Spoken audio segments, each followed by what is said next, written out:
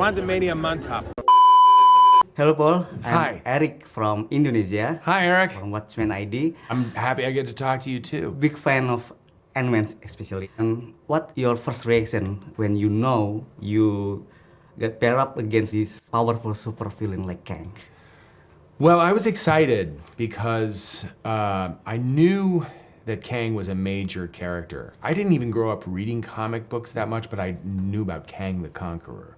And so when we were told that Ant-Man was going to be the movie that introduces Kang and starts Phase 5, I was really excited about it. And I also that it felt big.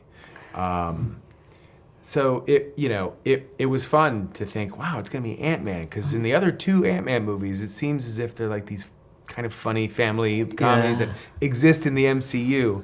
But yeah, this kind of thing is generally reserved for big old Avenger movies and stuff like that. It feels a little different. Let's talk about family. Can you tell us more about Scott and Cassie relationship? Because I saw they're more complicated or something like family thing between you two. Well, when this movie starts, everything that we've seen in Endgame has already happened. I mean, it's picking up kind of in present day. And so Scott is really happy that he can just breathe and be content and be at home and, spend time with his daughter and be a dad. And he's written a book about everything that happened against, with Thanos and the Avengers saving the day. So he's feeling good. And I think he kind of wants to make up for lost time a little bit with Cassie. If he was gone for years. So it's tough. It's tough dealing with, a kid who is not really a little kid anymore, and Cassie has her own kind of goals and hopes and dreams, and it's just I think it's a really, it's a typical father and daughter relationship where they might bicker a little bit or get on each other's nerves or whatever, what have you, but there's such love there, and I think that that is really at the core of all of the Ant-Man movies, and I think it's that fact that it's like parents and kids. And tell me about your Ant-Man that's poking out of your pocket. It's I bring it from Indonesia. Jonathan came to me. He smashed it. He smashed it. I record it on my phone. I will upload it. I love that Kang, in real life, an Ant-Man toy. Is it which part of the movie in your favorite? Ooh. Without giving spoilers. No, of course. I mean, there are a few things that I really, really like, but I think back to the very first scene that I filmed with Kang, and it's a really cool scene in the movie, and it's a little bit in the trailer, where we kind of meet him for the first time, and it's a show off. It's a little bit of a, all Was of a it sudden, gonna be Ant-Man? Yeah, that scene. Yeah, and I all of a sudden realize just what I'm dealing with, and it's scary. Well, I hope you like the movie. Yeah. Okay. Hello, Jonathan. I just want to say there's no need to be nervous. Kang's not gonna get you. You seem like a good guy. Are you Kang or the other variant? Ah, that's so good. How's it feel to be Kang? It's good to be Kang. So, what was your preparation to play Kang in the Quantumania?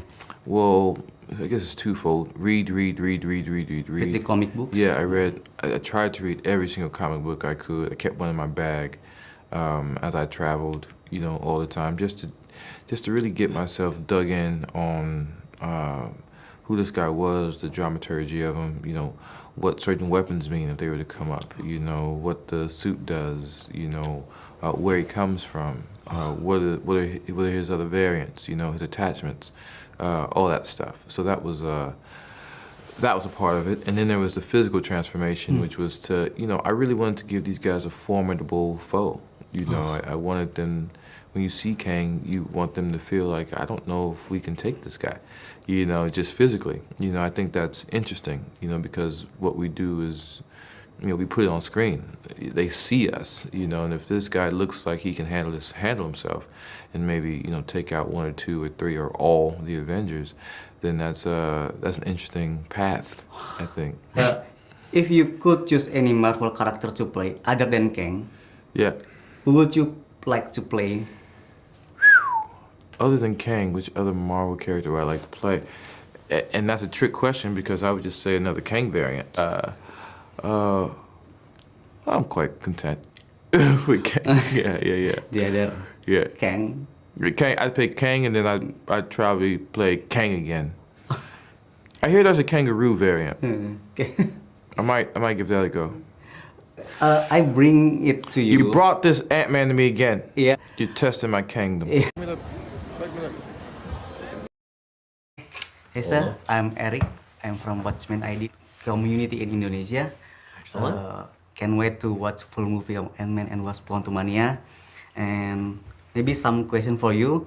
As a starter of Phase 5, can you tell us a bit more how the Quantumania will pave the way and set the tone in this space since it's kicking off the pace? Well, yeah, in Quantumania, we get to spend the most time we ever have in the quantum realm.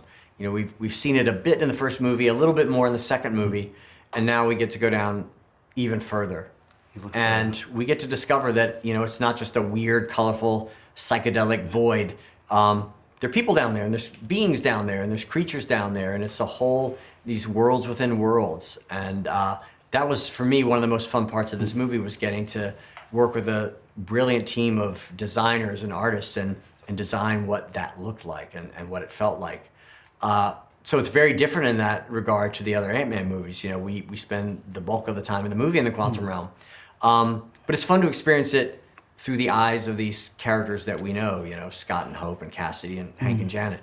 And we also sort of, we're lucky enough to, as the first movie of Phase 5, to be able to introduce an amazing new villain in Kang the Conqueror. Kang, So it was fun to sort of devise the idea of like, okay, how are our characters gonna come into contact with Kang the Conqueror?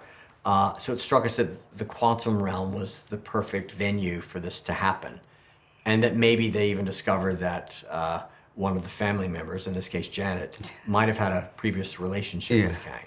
That seemed exciting to us. You know, after Endgame with Thanos, I believe there's certain challenge to introduce new character, especially new villain. What do you think the fans should know about it? Well, Endgame is, you know, I feel like everyone on the planet watched Avengers Endgame. Yeah. I mean, we all did, and it was like Thanos was such an imposing villain in that movie, and it was just such an epic, epic thing. And, you know, for us, it's like, okay, we're going to introduce the next big bad in the Marvel Cinematic Universe. How do we make him different from Thanos? Make him extremely powerful, but different. And the Thanos story and what his motivations were and what he wanted to do were very different. The thing that struck us as interesting about Kang was really two things. One is that Kang is battling our heroes, but he's also battling other Kang variants. Oh, Kang variants. So he's at war with other versions of himself. And that felt like a cool thing as we kick off Phase 5 to explore for all the rest of these movies. And then the other thing was, what if we find out that one of our heroes had a prior relationship with this character, with Kang the Conqueror, and didn't tell the other ones about it? And that's sort of the position that Janet Van Dyne is in. Yeah. So all that struck us as a really cool thing to do, and it felt like this is very different than Thanos. And I know people will be talking about like, who's more powerful? Who would win, Thanos or Kang?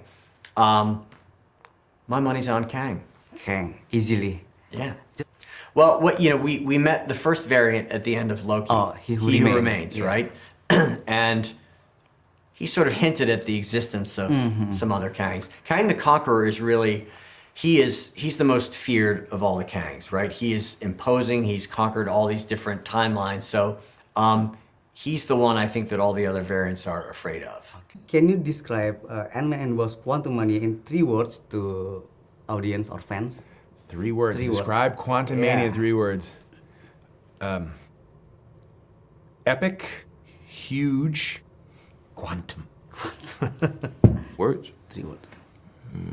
Mega, heartbreaking, conquering. Yeah, just Quantumania is epic.